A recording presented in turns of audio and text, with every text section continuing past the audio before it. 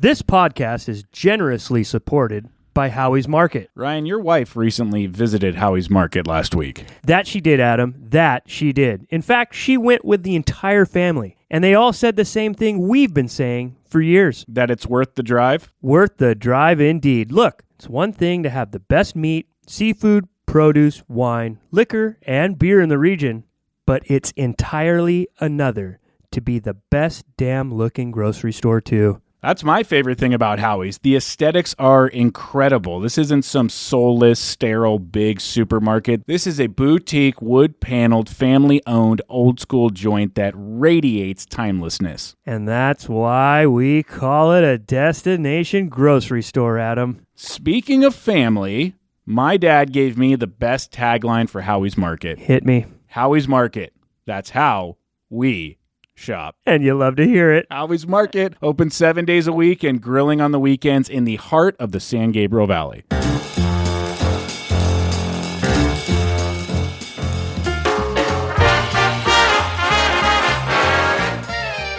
Well, look who's back, Mr. Gotta make plans. Ladies and gentlemen, welcome to the fellowship. My name is Adam Hawk. He is Ryan the Earthquake Engle, and after spending 13 of his last 19 days in the desert, it looks like the fearless leader of Nation Golf is finally back at Nation Golf. Pards, I have just 2 words for you. Your thoughts? Yeah, well, it's a sad day, Adam. Sad that you're back? Yep. You know, it's quite frankly, folks, it's the end of a historic run. One of the best seasons in the Des I can ever remember, and ended with a bang, quite literally, twice. There you have it. For those that don't know, for those of you that get all excited when summer comes and you book your stay out in the Coachella Valley to sit in the pool all day and pee in your pants while drinking pina coladas, that's fun, but the real magic happens in the winter out there. Winter in the Des is what everyone pays the big bucks for. It's what all the snowbirds flock south for. It's quite frankly the best golf in the world, in my opinion, during those months. Just a absolute arrogance of man oasis in a place that shouldn't be, and you just love to be there. And I was there quite a bit this year. And I think it was one of the most historic runs for me personally that I've experienced as far as time on the links and in the Des and enjoying everything it has to offer. When you just told the listening audience that you went out with 2 bangs, literally, one might be thinking a couple of gunshots. What were the bangs that you literally went out on? Well, the first one was the powwow literally ends with a fireworks show. All right. And then I'd like to say our event went off with a bang, even though everything was a little too long for you. But for me, it wasn't quite long enough. So, yeah, just kind of put a stamp on it. It was the end of a great run. You hate to hear it because now it's over. And now it's too fucking hot. So what are you going to do? We did have a heat wave over the weekend, which we will get into. A heat wave here in coastal California away from the desert. You are back today. The Nation Desert Classic ended 9 days ago, but you just got back 2 days ago, spent that extra week out there. Notice your Ford Transit surf van in the parking lot.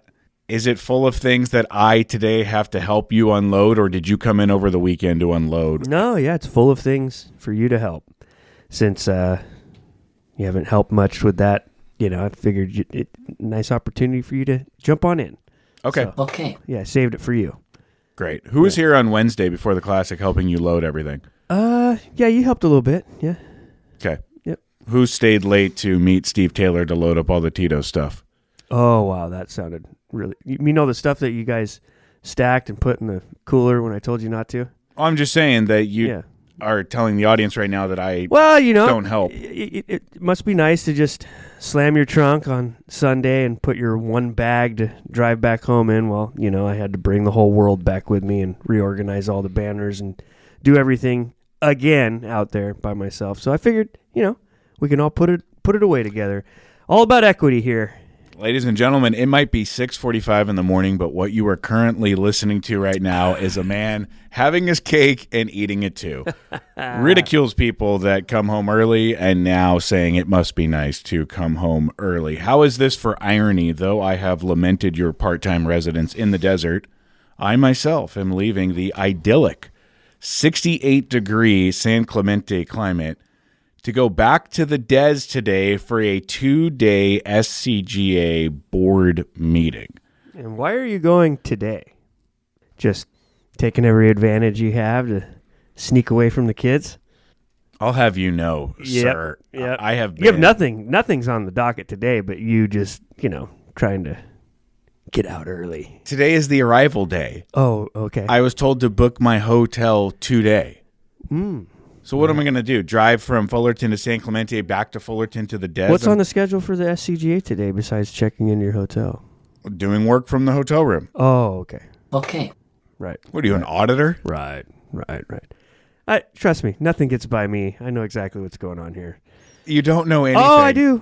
I think I do. The last person in the world who knows anything about working for somebody or working in a corporate structure is you. I can smell bullshit from a mile away. I smell something. Bullshit. I'm like a great white shark. Drop of blood from miles away. Mine's more like drop of bullshit from a mile away. You can smell it. Smell bullshit for miles. I'm doing a 20-minute presentation. Tomorrow. Yes. At what time? 9:30.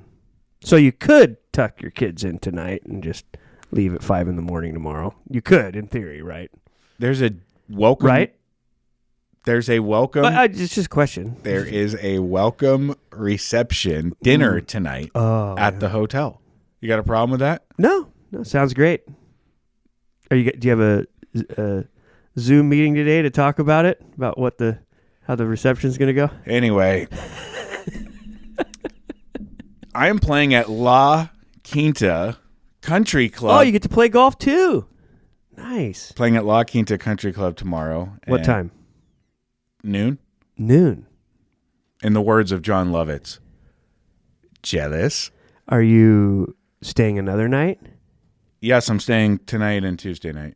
Oh, okay. So what do you do Wednesday? Drive home? There's a dinner Tuesday, and instead of my company getting everyone all lubed up on alcoholic beverages and sending people home in the middle of the night, they pop for the hotel so everyone can safely get back on Wednesday. Is that okay with you? Right. And there is golf on Wednesday, but I am foregoing it to get back to my family. Maybe. No, that's what it is. Maybe. You might stay. You don't know. You're not there yet. You know what I mean? This will be my first time playing La Quinta Country Club since we played with Pat and Kazire a little over a year ago. And the first time I have played golf since March 24th. I did not play the entire month of April. This is my first time playing in May. I cannot believe how long it's been since I played golf.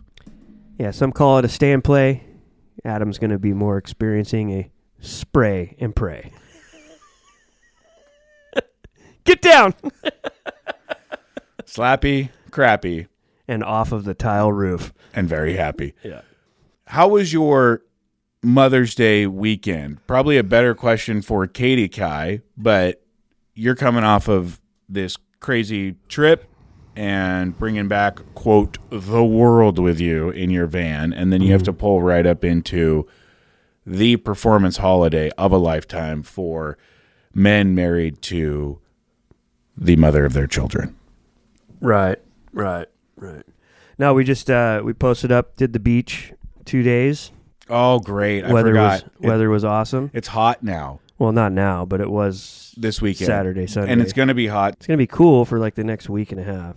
It just dawned on me. Our entire podcast audience and Instagram is in for the beach becoming your personality again this year for the next 6 months. The beach becoming my personality again, huh? It's funny that we invited you to the beach once last summer, and you told me in front of your wife and kids that they don't like it, and they said, what the fuck are you talking about? We love the beach. And it just made you look like an ass, dude. So, hey, have fun at your boondoggle. You know, if your kids want to come down your 37 miles or whatever the fuck it is, we'll take them to the beach for you. How does that sound? How was your Mother's Day weekend? It was actually good. We did the beach 2 days. We had a nice service at church, and then we all went out to dinner last night. Had an unbelievable meal. Shout out to Gabe Horley, who's one of the partners in The Vine, and which is a restaurant in San Clemente. They've branched out and they have a number of different restaurants now. Boy, I'll tell you, some of the best food I've ever had at that restaurant, to be honest with you. We had an unbelievable meal and a nice Mother's Day. The hardest thing about my marriage is these holiday things, because we're with each other so much, there's not a lot of time to sneak away and do things for everyone, you know, and especially coming back from the desert. So I have something booked for Friday for a little date night so we can actually celebrate our anniversary, which was on tournament Saturday this year, and Mother's Day. So I have a little something planned for then. But yeah, it was, I tried to wake Palmer up early on Sunday and go to the store and get some stuff and like her favorite coffee and like a little like thing, you know, and have us come back like with a card that she made and stuff. But Palmer threw a temper tantrum in the morning, woke Mama Bear up. Plan foiled. So that kind of sucked. But we had a good day at the beach. Yeah, nice dinner. So how was yours? What'd you do for Mina? We'll get there in a second. I want to know, what did you get Katie Kai for Mother's Day? Nothing yet. Just nice little speech at dinner. Tried to pick up the slack all day. Nice. Yeah, we had a good Mother's Day. I think my wife had a good Mother's Day. I checked in with her. She said that she did. Like you, we went to church in the morning, and then we went out to Alhambra and hung out with her family. I got her a good lot of gifts, and here's a little pro tip for all the guys out there listening. I use the Notes app on my iPhone now, and any time she mentions anything that she likes, that she walks by, or likes that she sees on TV, or we're in Target and she goes, oh, that looks nice, I just secretly jot it down in my phone. And it has saved me this Valentine's Day and this Mother's Day, because I have a running list of things that she has out loud said that she wants. And this stems from last Christmas, where I didn't have any ideas. And I went to the mall and I walked into the Apple store and I bought her a brand new iPad. She had never once said she wanted an iPad. She doesn't work. She doesn't play games on her phone. She's not a computer person. She is the last person in the world who wants or needs an iPad. In fact, 6 or 7 years ago, I bought her an iPad as a gift, and she took it back still in the shrink wrap and said on the way to the mall, I don't want this. I don't need this. Why did you buy me an iPad? So what did I do Christmas 2024? I bought her an iPad. And when she opened it Christmas morning, she said, I don't want this and I don't need this. And I said, well, you're keeping it this time. And then I made a mental note to start taking real notes about things that she does want. So yesterday, just like with Valentine's Day, I did a good job of bringing gifts to the table that she would want. That's nice. Yeah, thank you. Yeah. So it's about time that I did that. Now, back to the iPad. She did have to keep it this year because I made her. Do you know what she does on said iPad? Jigsaw puzzles once in a while. I spent $700 for somebody to do jigsaw puzzles once in a while. And unless you have a business where your cash register is tied to an iPad, or you have a toddler, I don't know why people buy those things. I don't get it. What is the freaking point of an iPad? Right. It's not a computer. It's not a phone. It's why? This middle ground. Why? I don't understand why it's a thing. I don't get it. I see commercials. The new iPad's coming out. It's like, what? You still making those? I don't get it. Wouldn't you want a laptop? I don't know. She uses my laptop. I love when people get the iPad and then they like plug in the keyboard accessory. Oh yeah. It's just like, cool, dude. You made a computer out of your iPad. Now it makes sense. Right. Oh my gosh. She uses my laptop from 15 years ago. I think she logs in 3 times a year to check her email. Wow. Must be nice. Yeah.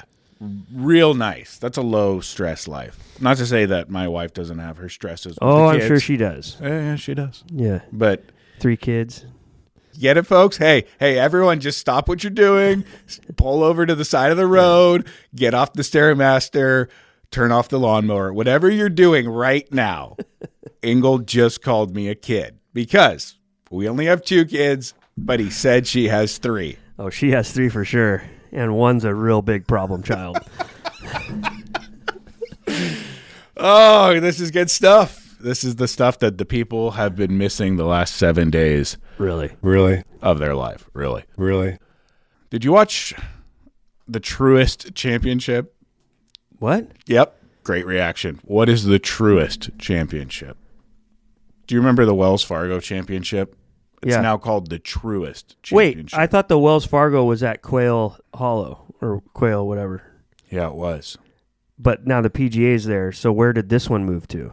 Somewhere in Philadelphia. Okay, so that was my question. Remember last year when we were talking about the PGA Tour, how I was saying this is like, used to be like an elevated event, Yeah, it still right? is. Mm-hmm. And they're at the spot that the PGA Championship is, and I was like, isn't this conflicting on this calendar? And remember, I asked you that question, like, are they going to be playing that course twice? Turns out they're not. So I wonder if they're going back there next year now that the PGA is going to be done. But Perhaps. I can only speak for myself. I don't know. Maybe people are still excited about it, but pro golf. I mean, I'm not watching it. Is anybody? I don't hear people talking about it. Here's a better indicator than you not watching it because you have said that for a while. I am not watching it. I'm telling you, it's bad. If Adam Hawk, fanboy number 1 of the PGA Tour, is not watching pro golf, there's a problem. It's because the field is so watered down now. It's a bunch of journeymen. I never was like hardcore PGA Tour or whatever, but, you know, on the weekends, if we were home and it's a Sunday, I'm flicking it on to see who's coming down the stretch. Why not? Yeah, It's better than most sports, in my opinion. agreed. The end, not the beginning of the tournaments. The beginning of the tournaments, a bunch of horse hockey. The end is good, usually, right? Yeah. And when the guys would win, it seemed life-changing. You could almost feel it.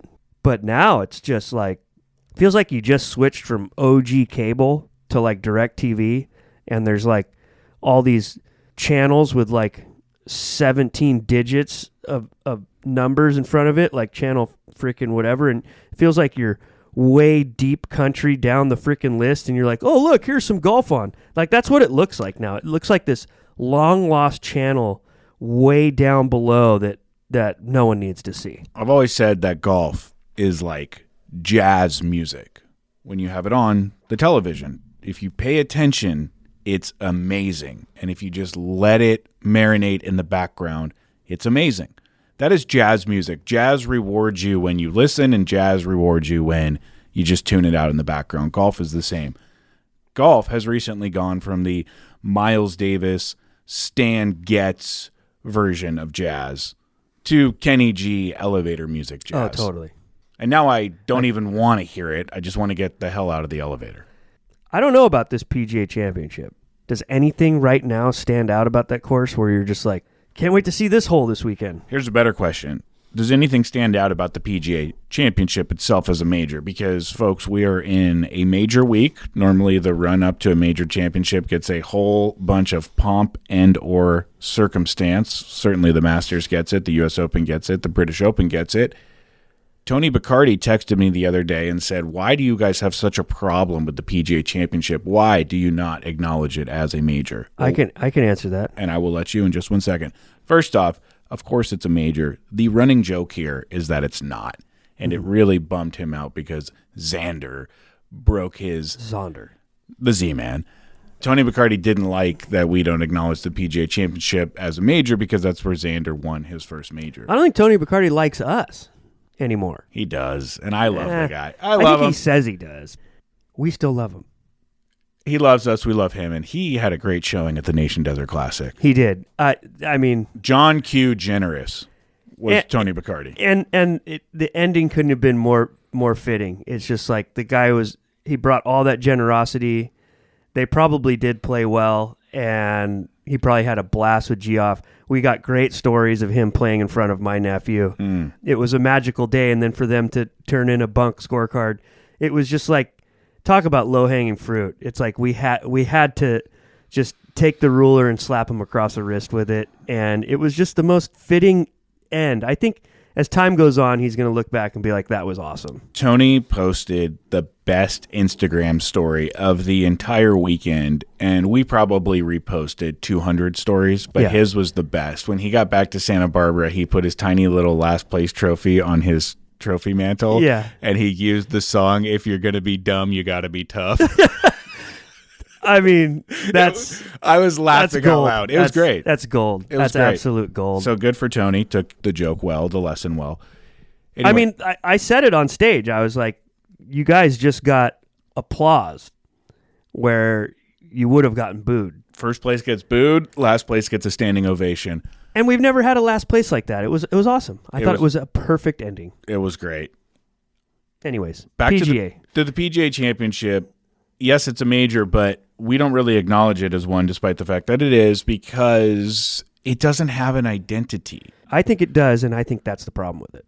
Okay, before you tell me what its identity is, the Masters personifies identity. We would be here for 3 hours talking about all the things that make the Masters the Masters. If I were to pull any golf fan up the street and say, what's the identity of the U.S. Open? The very first thing people would say is toughest test in golf. Super hard golf. Perfect. Great. That's the identity of the U.S. Open. We are going to find the best player this week at the hardest course. What's the identity of the British Open? Links style, old school golf in dreary conditions where you have to keep the ball low and you got to land things 50 yards short. Every single major has an identity. What is the identity of the PGA Championship besides the ridiculously gaudy Wanamaker trophy? Great point. The trophy is a fucking eyesore. I mean, watching him hold it is just fucking awkward. Yep. But look, those are identifiable characteristics of those events. But what you're missing is the competition is the identity of these events. Augusta, for instance, to get in, Augusta is celebrating the most elite champions in golf. So you have to win regional stuff, pro tournaments, be the top 16 from the last year, past champions. It's the hardest one to get in. You have to be elite in your field, whether you're amateur or pro, and that's how you get to play at Augusta. So it's like, that's why it's the best one. Not because of the branding, not because of how gatekeepy the course is and how pure it is and how they, there's bird sanctuaries behind every azalea bush. It's because it's the celebration of the most elite champions of the year, right? The other two share the same identity. The Open Championship, which I like to call the British Open, and the U.S. Open, where anybody with a great swing and an imagination has sat in their office with their putter thinking like, out of nowhere, this amateur is qualified. He has a putt to win, to get to even par. You can qualify for these things. They are true open championships. You can start, regionally, work your way up and get in these things. You see these stories of pros that have lost it, that are trying to make a comeback. You see guys who are on tour that don't have enough points and they go to these things. And it's where everyone pulls up their trousers and throws on a tighter belt loop and tries to buckle down and get in the damn thing. It's incredible. And then here comes the PGA Championship. We got an idea. Let's give all the top teaching pros a chance to play in a major championship. That is the single Achilles heel of this tournament. It's the lamest part. It's laughable in comparison to the other three that I just described. They let teaching pros out in competitive pro golf for a major. It is a fucking joke. And no one likes to talk about it. Look, I love teaching pros. It's an awesome network. I think many people benefit from that kind of stuff. It teaches you the game. It teaches you the etiquette. I learned from teaching pros when I was 12. You know what I mean? At my grandfather's club. And you still take lessons from me today. Yeah, exactly. Okay. And it's awesome. The fact that that's what this organization does is just, it's so out of pocket. It's so wrong. It's so stupid. It's so silly. It's embarrassing. It is literally the dark cloud over this tournament. No one talks about it. These guys do not deserve to be there at all, ever. The fact that they have these tournaments for these dorks to even qualify for, to get in, is like, what are we talking about here? You guys aren't pro golfers. I know you say you're a pro, teaching pro, and that could be another pod topic, how these guys all say they're pros. There's tour pros, there's teaching pros, and they shouldn't be in the same realm. Those that cannot do, teach. That is why this tournament is so stupid. What do you say to Michael Block, who T10'd in 2023 and is still the only highlight the PGA Championship can pull from their reel? Because you had a great week and sniffed a top 10 does not make my argument wrong. Like, good job, but if we're all being honest, does anyone honestly think he had a chance to fucking win that tournament? Absolutely not. He even knew he deserved to be there. All his cheeky interviews and stuff. Did he want to be there? 100%. Does he want to qualify every year? How many times has he won that qualifier to get in that damn thing? And it's like, who are you teaching, pro? Yourself? Does Fred Couples have a chance to win the Masters? I mean, more than Michael Block does to win the PGA. I think some people might hear this take and say, how can you argue that the Masters is the most elite competition when the past champions are welcomed there and there's guys like Angel Cabrera and Freddie Couples in the field? I would say that it makes it even harder to get in because those past champions are taking up some spots. And it's honoring the past. Augusta just doesn't miss. They get it right. So you just answered your own argument.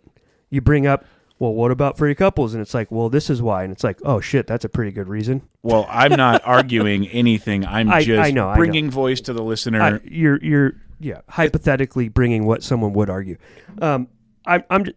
Look, teaching pros do not deserve to be in pro golf tournaments, especially a major. I mean, if the PGA Tour was like, hey, next week at the Bob Hope, we're going to let all the teaching pros in America qualify to play this week, people would be like, what the fuck? Why? Get those guys out of here. But the PGA of America goes, we're going to throw them in our major. And no one bats an eye? It's literally the stupidest part of this tournament. How do you celebrate these guys? You have a job. You're not some kid amateur that's like getting low am at Augusta. Like, it's not the same story, dude. You're a teaching pro. You're not a tour player. And I'm supposed to celebrate you being there this week and taking a spot away from a real pro who could really change his life? I don't know, man. I'm out on the PGA Championship. I think the trophy's a joke. The reason why people try to say that the Players' Championship is the fifth major is because the fourth major is so bad. If the PGA Championship was even close to sniffing the heels of the other three, we wouldn't even be talking about the Players. The Players gets put in the conversation because the PGA sucks so hard. And that's just my opinion. End of story. He went back for the mic to give it the end of story dismount, which I love. I especially love it coming after, and that's just my opinion, which is quite literally the entire point of the podcast. I don't think anyone listening to the last 5 minutes thought, I wonder if this is Ryan's opinion or not. So for you to double dismount, and that's just my opinion, end of story, all-time take right there, folks. It's one of the best takes anyone has ever heard. And we're going to the judges, perfect 10s across the board. Hey, Scott Nolan, send us your applause clip. We're going to start using it. Ryan Engle made me a fucking breakfast burrito. Your thoughts?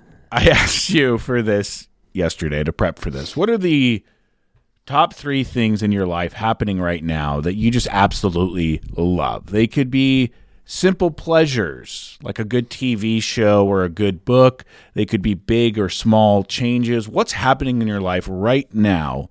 Top 3 great things that you just love. But you said it can't be family. Cannot be family, because that's an obvious answer. Right. I would say my number, should I start with number 3 or number 1? We always have this dispute here. At this point, I don't care. I would say number 3, business. Yeah. Building our team. We definitely have some hurdles. We're definitely learning as we go. But you would normally think that more cooks in the kitchen is a bad thing, but I would beg to differ. I feel like we're rebuilding the kitchen, and we're looking to put out some nice dishes as soon as we start getting on the same page and making some music. So, oh my gosh, folks, we had analogies, we had metaphors, we had euphemisms. That was incredible. Yeah, so I would say business. Number 2, faith. I feel like it's getting better and getting more clear. I would say that's number 2. And number 3, or number 1. Counting from backwards. I count good. I would say number 1 is, look, we're all work in progress, and you would hope that you're trying to improve. I would say the thing I'm most happy with or excited about is awareness. I feel like I'm more aware of things right now than I ever have been. And there are moments sometimes where, you know, the height of the situation gets the best of me, but I can quickly, as you know, you exit out of those moments, I can quickly become aware of, oh shit, okay, I'm still doing that, I'm still doing this. I feel like my awareness is at an all-time high, and there's still a lot to improve, but I'm becoming more and more aware of things, and it's actually pretty, I wouldn't say addicting, infectious. It's inspiring because it's like, whoa, okay. Like, for instance, it's mostly about me, but here's an example. I can like make it about you since we're having this conversation together. I become aware of, you know, the things you're really good at and the things you suck at, you know, like you hate photo shoots, right? And so, and then, you know, set up at the scramble and stuff, like you refuse to learn how to use a zip tie or whatever, and you stand there with your hands in your pockets and you look all awkward. But I've also learned, you know, like during the tournament, if there's no script or no plan or whatever, when it starts going off the cuff and it's a social thing, it's like I can see you start to spin, you know. It's like when I was on stage, I kind of turned to you and threw a couple things at you, and I looked over and this mannequin looked back at me, and I was like, oh shit, Hawk's spinning out over here next to me. So I become aware of, you know, there are better places for you than others, okay. You know? So what was that? You just insulted me 3 times and then said you become a better, more aware person. That was the joke, you idiot. But no, in all honesty, folks, it is like I would say my number one thing right now is I feel more aware when I'm doing good and bad, or when I'm thinking about doing better. You know what I mean? I think awareness is the key to it all. I think if you can be aware of yourself, your shortcomings, even those around you, you know, I'm trying to pick up more on kind of my wife's vibes, seeing how I can help, and I keep finding myself not helping, not adding to, like almost like, oh shit. And then you realize like, oh, my intent was to help here, but I just made it worse. And instead of like fighting fire with fire and being butthurt about it, you know, I need to like figure out how to fix that kind of stuff. Just things like that. And it's like, whoa, this is like an opening towards a path that can really unlock some stuff. I'm nowhere near the finish line, and I don't think any of us ever will get there, but pretty excited about that kind of idea, if that makes sense. Sure does. Your thoughts? I have a few. I have a few, but I will keep them to myself. What's funny is that 2 of your 3 things that are going on in your life right now that you're excited about are also on my list and in almost the same order. I love working with this new team, with Justin, Thomas, and Will. That is on my list, working with the Nation team. There's a new energy. The fact that we've got 10 eyes and 10 arms pulling in the same direction and looking at the same things just makes this a degree of unstoppable that you and I were never going to get to alone. And the energy that those 3 guys are bringing to this is reinvigorating. So I love working with the team. Even Jung's energy? Jung is great. Jung is all over everything at once. Have you ever heard of the movie Everything Everywhere All at Once? Yeah. That's Justin Jung. Yep. I love the Junger. I love Thomas. I love Will. It's great working with them. And we've got this Slack app where we've got all these different channels, and one of them is group text. And that's a great channel, the group text channel. Really? Really? Maybe. Yeah, because it seemed like you let a lot of my messages go by last week. Do you want to get into that? Because that's part of your lack of awareness. No, I was pretty aware that you were butthurt and resentful. About what? I don't Go know. ahead. You want to talk this out? I don't know. I don't know about what. I mean, I can imagine, but I don't know. I was just aware that you were clearly picking and choosing which text to respond to, which was pretty childish, if you ask me. Oh, my gosh. You know. Childish. Yeah. Okay. All right. But, there it is again. I'm aware of that. Yeah. Are you aware that when you come at the entire group and say, why are we giving an invite to this one person? And by the way, that one person's a returning player, and all returning players get an invite. Also, No, they don't. Also, we're 8 months away from issuing invites. That one can get, quote, lost in the mail or be part of a second tier. It still doesn't, still deserved a response, and I was still right. You're on vacation with your family, enjoying it. We're back here doing the grind. The orders are getting packed. The clients and partners You packed orders one day, dude. 2 days, Monday and Thursday, and I live nowhere near the shop and have another job. And all the clients that we owe assets to are being emailed promptly by me. Plus, I'm handling refunds from people that need it.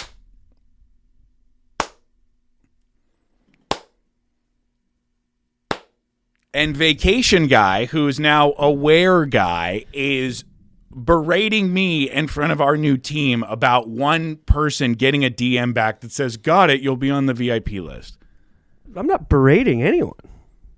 I mean, that's very telling that that's how you took it. Well, you then went off on this whole spiel about, we need to audit the list, we're out of control. We are. Every year, the same thing happens. It goes out to 200, 250 people. And that's why I'm bringing it up now, because it needs to change. This thing's been going on too long to let new people commandeer people's spots that are rightfully owed. Did anyone who should have been there, who needs to be there based on their stalwart status or their longtime friendship with either you or me, was anyone in that camp on the outside looking in this year? Very closely. And the fact is that the larger this list grows, the sooner we get into those situations. And there needs to be tiers to the list on your tenure. That's, just like Augusta. We just talked about it. Past champions deserve to be there, man. It's the history. They might not have a chance to win, but pretty sure I want Freddie Couples at the Nation Desert Classic, if you know what I'm saying. Pretty sure all of your lifetime best friends get an invite before Maybe. first-time players. Okay? Okay. Anything else? No, that's it. Okay. Okay. The other 2 things that are happening in my life that I love right now are tennis. Every week I get to play on Wednesday night. It is the most fun 2 hours of my entire week. And church, which I'm absolutely loving. What are the least 3 favorite things happening in your life right now, besides the conversation we just had? I would say taxes. Are you not done with those? No. And I would say next, workload. And then the top of the list would be the end of the historic Des run. Those are the bottom 3. Happening in your life right now. Yeah, bottom 3. Okay. What's your workload? Just, working sucks. You know what I mean? You just had 13 days of your last Yeah. 19 as vacation. Yeah, and that's when you start feeling the pressure, because now it's like, got a lot to do, got a lot to catch up with, got to get back on the horn, and I'd rather be continuing the historic run in the Des. So, honesty is key, Adam. Working's for the birds, but we have to do it. And yeah. I don't want to work anymore. Yeah, aspire to retire. If you spend all your time in a retirement community like Indian Wells Country Club, You're just like, fuck, dude. yeah. What? But there's a reason why you're the youngest guy there by 20 years. Yeah, but, oh, man, I want it so bad. We all do. And of all the people that want it so bad, don't you go and get it more than anybody else? Oh, yeah, I mean. You don't live there, but it's almost as if you do. And you love it. You love to do it. Are the majority of your rounds this year posted at Indian Wells Country Club? I would probably say, yeah. I mean, can we look that up? Let's look that up. Are you asking John Q, SCGA, if you can look up where your rounds are posted? The answer is yes, of course you can. That's the entire point of the GIN app. Okay, so would I look at stats? You would. And then, then it would show you all your rounds that you've posted. 1, 2, 3, 4, 5, 6, 7, 8, 9, 10. So 10 of the last 20 are Indian Wells. Nice. And then 6 are San Clemente, and the other are just some random jaunts. Nice. That's a heavy majority at Indian Wells Country Club. Yeah. By the way, if you want to join Ryan or me or both at our club, Indian Wells Country Club. Where's your locker, by the way? It doesn't have a name on it yet, does it? They ordered the nameplate. But, so okay. Okay. Because I was looking for it. Yep. It's in the same wing as yours. I'm not going to tell you where it is. I'll find out. But why would I tell you? Just know I was looking. Yeah, I bet you were. I was looking for it. I bet you were. And you know who caught me looking? Paul Cox. Dennis. Dennis, the GM, caught you looking for my locker. He looked over and caught me snooping around back there, and I had to go out and I had to confess. I go, hey, Dennis, I was just looking around for Adam's locker. I was going to mess with it. And he was just like, I had a feeling. It's in your wing. I'll tell you that. It's in the same wing of the locker room that your locker is in. Right. I did make a special request that was accommodated. They put me around the corner where no one can see your crank flapping in the wind when you drop your towel. Oh, nice. We're big Schwitz guys. Welcome to the Schwitz. You come back from the Schwitz, you want to drop your towel. I had a feeling you weren't a big locker room guy. No, I'm definitely a hide in the corner in the locker room type of guy. Yeah. Whereas your locker is just for the entire world to see. Yeah. My least 3 favorite things happening in my life right now. Spring soccer. Oh. My daughter is playing spring soccer. No, I am not coaching. I do not have the time. We are 8 games into it. Want to guess our record? You've already played 8 games? Yep. Want to guess the record? Not yet. I just want to say, as I think of adding to my daily prayers, I would ask all of our listeners to pray for me as well, that my daughter never plays soccer. I just pray to God she doesn't want to play soccer. Thank you. Your thoughts? Again, I have many. Okay. Yeah, because surfer people turn out to be the nicest people in the world, right? Hey, all I know is sitting under a budget easy up with 2 of the legs short and the other legs long, sitting on a cooler, God knows where on a Saturday in the sun, watching kids run around in circle in a dust field. Just pray for us. I don't want that. I don't want to do that on Saturdays. And I hope she doesn't either. That's why you're going to give that shit up. Concentrate on golf. Concentrate on golf. You're going to give that shit up? You're going to concentrate on golf. Do you want to guess the record 8 games in? 1-7. 0-8. Oh my God. What happened to your daughter? I thought It's she not was her. She's the only player on the entire team that is checked into the planet. Besides being 0-8, and this is not a joke, folks. This is not hyperbole. This is not exaggeration. If you want to DM me, I will send you the link to the standings. We have been outscored this season 57-0. You haven't scored one goal. No, and we've let up 57. Each game is an average of a 7-0 blowout. Bro, great news. Oh, because she's going to quit soccer. Yeah, there is a chance that she hangs it up. Do you not think that Coach Hawk is sitting on the sidelines as John Q. bystander, just licking his chops, waiting to get back to fall? Because I'm going to coach this fall. The whistle is coming out of retirement. Oh my God. The clipboard is getting the dust blown off of it. And we are bringing back the Ender Dragons. I've seen too much this year in spring soccer. We'll never do it again. And to your point about it being a hot dust bowl, it was 96 degrees on Fuck Saturday that, dude. as we lost 9-0 in Anaheim. We had to drive for it. You'll never get these times back, especially at her age. And she ain't going to remember this as much as she would remember you guys as a family doing something fun. So that's why I pray that we don't fall into this trap. It's a huge waste of time. Shut up. Listen, have you ever been a part of a team where things aren't going well and it builds character? You have to go through this stuff. It just sucks to go through it. Well, I'm glad you're going through it. Yeah. Good for you. Sounds like it. Good for you. Yeah.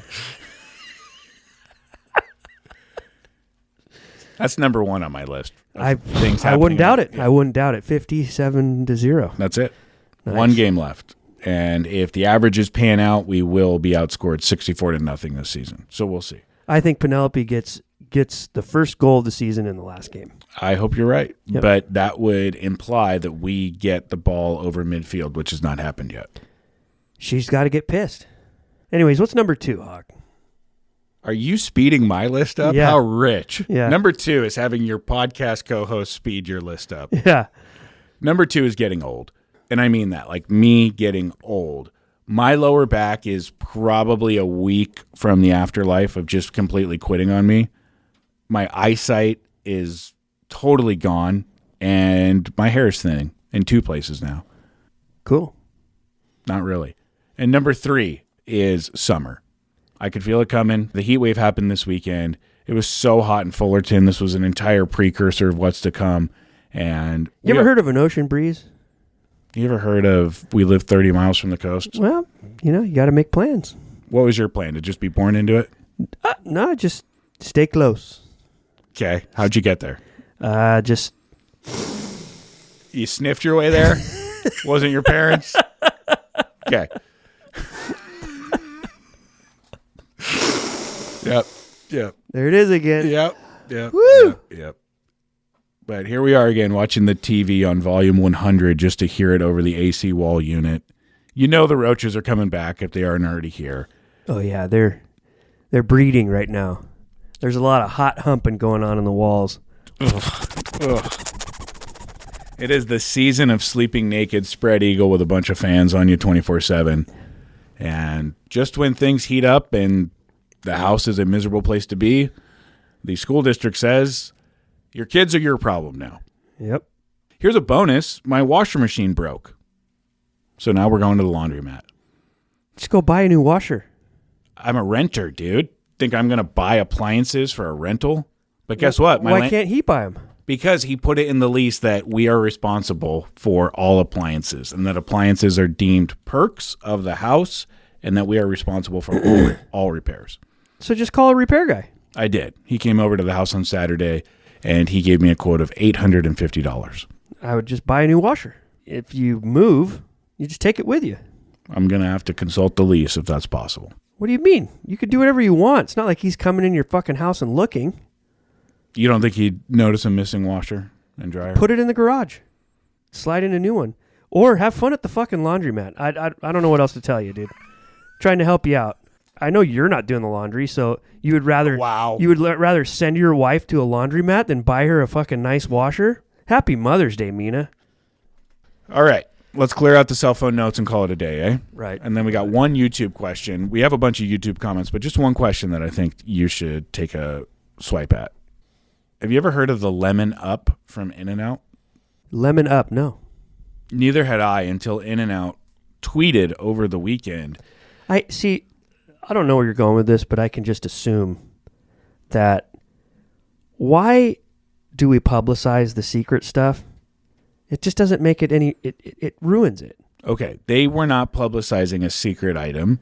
They were explaining to folks a fun fact of why they serve all Coke products except Sprite, and in place of Sprite, they have 7-Up. And the reason for that is early on in In-N-Out's history, they had a fire at one of their factories, and 7-Up had In-N-Out come into their factory so they could save their business. And because of that, ever since that day, they have gone out of their way to serve 7-Up as a payback for the loyalty, which is a great story. It's a great story. And not only that, 7-Up is just way more on brand than Sprite. Of course.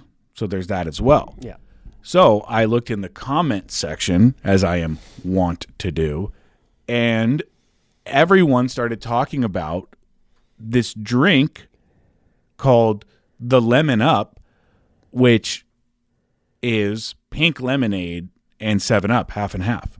Ooh. And I thought to myself, oh my gosh, I got to try this. So I went to In-N-Out and I asked the lady taking my order, is a Lemon Up a thing? And she said, yeah, absolutely. It's a thing. Half 7-Up, half pink lemonade. We have it in the menu, in the secret menu part. And she punched me in a Lemon Up, and How was it? amazing. Yeah. Absolutely amazing. Here's what I think is so funny. In-N-Out has secret menu beverages that run laps around the main beverages at Taco Bell. Yeah. That's how good In-N-Out is. And I know we've said this already, but what the craziest part about In-N-Out isn't the fact that everyone's coached into being polite, isn't the fact that the place is cleaner than your own house, isn't the fact that it's just a perfect retro on brand, just throwback to its entirety, isn't the fact that it's simple in its most simplistic ways. It's the cheapest place of all the fast food places now, which is incredible. How is the best place the cheapest place? It's unbelievable. And I think they realize it now. And I think they're running with it because I think it's, at this point, they know, look, you go to anywhere that has an In-N-Out in the jurisdiction of fast food block. You know how every town, every off-ramp has like a fast food block? Of course. If there's an In-N-Out on any fast food block, that bitch is wrapped around the whole parking lot from open to close. Yep. And you look across the street at Carl's and all these places, they look like a movie set. Yeah. And the cast is on lunch somewhere else. At In-N-Out. And there's at In-N-Out across the street, and there's fucking tumbleweeds just blowing through the parking lot. There's no one there. We look forward to it now. We go once a week as a family because me, Katie Kai, and Palmer, we're eating for $23. $23. Yep. Family dinner. And everyone's stoked. And it's fresh food. Oh, yeah. The only better deal in town is the Costco hot dog and drink. Which is garbage. Well, in comparison. In comparison, yes. It's garbage. It's a harder experience, too, because 1, you got to get out. 2, you got to scan your member card and place your order at a kiosk. 3, you got to look across at someone with a hairnet who just looks like they've been working for 45 hours straight.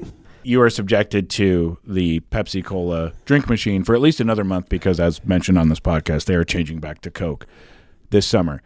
Last question regarding everything we've just talked about with In-N-Out, drink machines, Coke, all of that. I thought about this as I was driving around. If Taco Bell had a Coke machine, do you think they would pour good soft drinks? No, I think something's wrong there. I saw a video over the weekend of how they make their beans. I don't think I'm ever going to Taco Bell again. It's like water and powder, right? It's powder. And they stir it in a tray with water, and then they put it in the fridge, coagulates, they pull it back out, they stir it up again, and then they heat it up. Taco Bell is trash, dude. My wife has described Taco Bell simply as astronaut food. It's trash. Taco Bell is trash. And here's the worst part. They're expensive now. Oh, I know. Taco Bell is expensive. You used to order the whole menu for $20. I said this at the beach yesterday. We were all talking about how expensive food is. And I just told him, I was just like, me and Adam, when we're at work, We don't eat lunch. Correct. Because it's a waste of time and money. I don't want to take the 45 minutes to get in my coach and drive down the hill and go get some dehydrated astronaut beans for $45 fucking dollars and come back up and then feel like trash afterwards. Waste of time and money. I'll just wait till dinner, dude, and cook a hot meal at home. I'm over it. Now, when we're at Indian Wells, I'm getting steak and eggs every time. You know what I'm saying? Yeah. But that's a different story. Correct. And if you want to join us at Indian Wells, Please do. link in the show notes. Here's another note I made in my phone. The other day I went out for one item and one item only. That item was a 6-pack of beer. A 6-pack? Oh, was it craft beer? No. A 6-pack of regular beer. I went to the grocery outlet, which is known to sell items for dirt cheap that other stores either couldn't sell or are borderline expired. Expired goods. Almost expired goods. Yeah. And Nearly expired. I always look for the 6-pack that is around $6 because I firmly believe in the $1 a beer motto. Well, if you buy a 30-pack, they're 50 cents a beer. Right. I didn't want 30 beers, especially coming off of the Nation Desert Classic. So I go to grocery outlet and I look for the cheapest 6-pack and I find a 6-pack of Coors Banquet Grenades. Great beer, by the way. And I go and I stand in line and I'm there by myself holding a 6-pack of beer. And I start to think, okay, I have shared on stage at a church in the small town of Fullerton, right? We know that 2 weeks ago during Easter, I gave a testimony, and part of that testimony... Testimony guy. Yes. Sits by himself in the front, don't ice out testimony guy. Part of that testimony included a brief look back at a battle with addiction that I had in college. And a lot of people assume all addictions are created equal and that when you put an addiction in the rearview mirror, that you no longer use anything that would deviate you from a sober mindset. For me, that is not true. Do you understand what I'm saying? Because Absolutely. And Okay. that's almost what I'm most proud of you about. Because most guys are all or nothing. They can't even dip their toes, you know?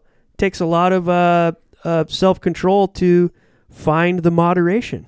Thank you. So, honestly, I'm honest about that. Appreciate that. But I was thinking to myself, as I'm standing in line holding nothing but a 6-pack of beer on a weeknight, after having been on stage in a church in a small town, having a kid that goes to the elementary school there, and I'm frequently at pickup and drop off, and having coached soccer. You started feeling shame for a 6-pack of beer? No, I started wondering, is there anyone in this store right now who recognizes me, who is thinking to themselves, ooh, this guy's relapsing right now. This guy who I heard on stage at Easter talk about his addiction is God. holding a 6-pack by himself. The window into your brain that you just opened, everyone, is just like, no wonder you have a head full of grays and you just have to walk in the parking lot with your hands over your fucking head, dude. It's crazy. Okay. The spin out anxiety that you create in your own mind is wild, dude. Right. Okay, but zoom out for a second. Oh, I'm zoomed in right now. Okay, but zoom out. Testimony guy in a small town holding a 6-pack in Small line. town. You guys have like 150,000 people in Fullerton. San Juan's got like 30,000. We're a small town. Okay. Okay. You know what, guy? I'm just... Is this place what is it called? Grocery outlet. Is it next to that bikini bar? Oh, you drove into town once off the 91 and you saw a strip bar. Anyways, keep going. This is funny. That bikini bar is called the Break Room, by the way. I'm sure you know all about it. I have to pass it every day I get on the highway. Yeah. You ever stopped in there? I have not. You've never been in there? No, I have not. You ever thought about it? Yeah, I've thought about it. Oh, okay, good. Not in a, wow, I got to get in there and see some chicks. It's more like, what does a place like that right off the freeway look like on the inside? Dark, cold, neon lights. Should we go? Maybe you'll see some people from the grocery outlet in there. Anyways. Do you know Yogurtland is 77 cents per ounce now? When's the last time you went to Yogurtland? A long time. Okay, you get a yogurt, $12. Yeah. Family of 4, $50. Frozen yogurt used to be elevated. When Golden Spoon was at their peak, it felt elevated. Now it's just kid cereal, sharing spoons, crumbs everywhere, trash. Yogurtland is trash. I would rather just not have dessert. Swear to God. It's horrible. Give me a scoop of ice cream. Get the hell out of my way. Frozen yogurt. See, Rite Aid's going out of business. Now no one knows what the future of thrifty ice cream is. It'll probably still be a thing. Like they'll sell it in supermarkets and shit. Do you want it in a supermarket, No, or do you want but it I'm just coming saying, out of that yeah. cylinder scoop? I was at Costco the other day, and I was shopping for alcohol. What a theme, huh? I'm just going around town shopping for booze. What, you wanted to get a bottle of booze that you can't pour into a glass because it's too fucking big? So But it's cheaper. that's the thing, is I went and I grabbed a Kirkland Signature bottle. Of what? That's the question at hand. I found the cheapest bottle was $15.97. Bourbon? I thought so. It said Old Fashioned on it. So I grabbed Oh, it's it. a pre-mixed cocktail. Yep. Didn't know that till I got Those home. are the worst, dude. Dude, They taste like chemicals. and it's a liter. Oh, yeah. It's not a fifth. It's a liter. Yeah, you fucked up. I have to drink a liter of pre-mixed Costco Old Fashioned. And you know what's going to happen? Chasing it with a Coors Original? As if those are still in my fridge. There's only 6 of them. I am going to finish this out of principle because I spent money on it. And you know what's going to happen? It's going to ruin Old Fashions for me for the rest of my life. Yeah, I was on an old-fashioned kick for a while. Now I can't taste them. I don't know. Lost it. I'd rather just have it something on the rocks and let it sweat. Let it cut. I don't need the sweet. You know what I mean? That's why cocktails are for chicks. It's nice every now and then to have one. But what, are you going to have like 3? Are you a psychopath? You're going to need an insulin shot. Lots of great YouTube comments. Keep them coming, folks. We read them all, and sometimes they make it into the pod. Sometimes they don't. It's just about the amount of time that we have. But I do want to read this one because perhaps this person is asking a question that many people have on their minds. And this comes from our good friend Justin Holland, who says, legitimate question here, guys. How does a club with the status and reputation of Indian Wells put up with the running golf carts through bushes and sleeping on greens and swimming in lakes and falling in pools? Do you guys get a 1 time a year free pass to let the hair down? Well, I mean, appreciate the question, but that's a pretty dramatic explanation of what happened. Well, Because it's not true. No one's driving golf carts through bushes. Cam did. Accidentally brushed the side of one. He's not going out of his way. It's an accident. No one swam in the pond. Tyler walked in there to get his ball because it was funny. But I get the premise of what he's saying. I agree. Indian Wells is a historic, amazing place. They're also a place that made an emphasis and a point on being less stuffy. So I'm not saying I agree with a lot of these antics. I would never do them myself, but I know they're pointing towards one person, which is Mr. Steinreity. Not everyone has the same pass. Tyler's a huge supporter. He's someone who definitely pushes the boundaries, but never truly crosses them in a way that would jeopardize anything. And he would be the first person to stand up and take responsibility if he accidentally did. Not only that, Mr. Holland, but Tyler is a law enforcement man. I'm Mr. Sterling's right-hand arm man. He's a man of the badge, and you know, he's a good dude, and he's quite simply, people don't maybe remember or realize this, but Tyler's my brother. what do you mean by that? He's my brother-in-law, former brother-in-law, but we told each other that doesn't matter what happens, we're always brothers. He has always been crazy like that, but he's always been trustworthy enough that if I just stay away from it, I know it's going to be okay, you know. And all that being said, there's a reason why we have the tournament when we do, is the majority of the membership's gone. What happens out on the course kind of stays out on the course as long as it's not in anyone's face. We have never gotten a complaint the main point of all of this is just the true lesson of what Nation Golf is. Tyler shows up every year, dressed to the code, tucked in, showing everyone in his foursome a time they'll never forget. It's just a testament to the days of the Rat Pack, where they go on the Johnny Carson show in tuxedos, throwing cigarettes at the host and making jokes. And look, if you dress the part, you can kind of get away with it. If you show up with a backwards hat, your shirt untucked, and you're actually trying to drive golf carts through bushes for views, that's a different argument. So I can see how you can see that stuff and think that initially, because that's all the things we see nowadays with all the worst parts of the game.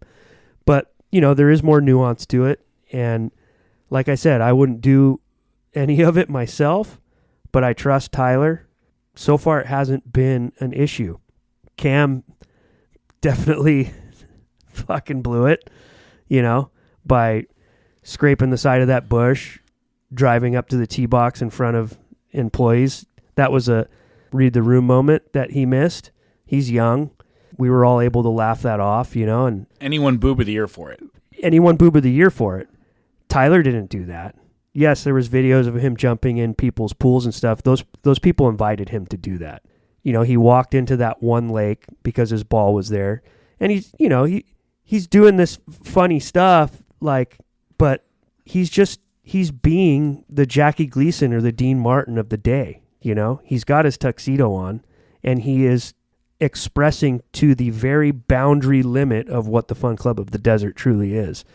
And it is the one tournament at the one time of year where you can push that boundary a little more. Now, if the majority of the field started doing that, it would be an issue, and we would take issue with that. If two people started doing it, we would take issue. And that's the thing is it's very much a Tyler thing, and I very much trust his ability to not go over the line. He gets right up to it and he stays there for most of the day, but that's him, and he knows what he's doing. He's not out of control. He's very aware of what he's doing. He is that guy, and people that know him know that. I guess to answer your question, yes, I think the club lays it down for us a little bit. And yes, I'm very aware of it. And yes, I trust Tyler in towing that line. And no, we haven't had any complaints. And we also send out a lot of emails to the field ahead of time requesting them to follow dress code at all times. Yep. To represent Ryan and I as best as they can all the time when they're on property. And every single player follows our request. And something needs to be said that I think goes over a lot of people's heads is, yes, this tournament has matured. It definitely was a lot more rowdy in the early years because we were younger. We've been doing this there for 17 years. These houses that are inviting him to jump in the pool, like those gals that have their pool party the day of their tournament, these houses know of our event.